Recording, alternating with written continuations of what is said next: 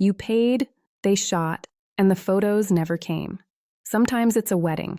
Sometimes it's a newborn session you can never redo.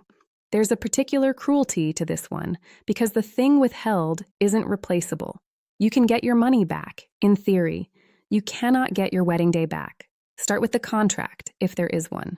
Delivery timelines, deposit terms, and ownership are usually spelled out, and the contract may specify remedies.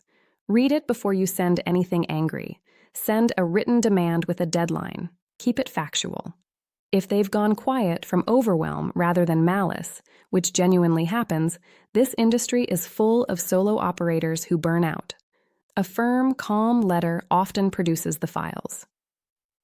If they've actually vanished, that's a different case. Dispute the charges if you're inside the window.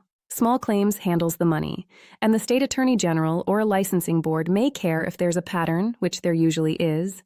Check reviews and local wedding groups because you will almost always find others. The person is findable.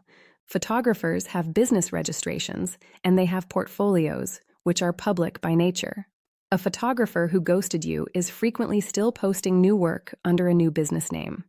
That last part is the tell, and it's what makes these worth pursuing. People Locator. SkipTracing.com has been finding vendors who disappeared since 2004. Subscribe now and see you on the next video.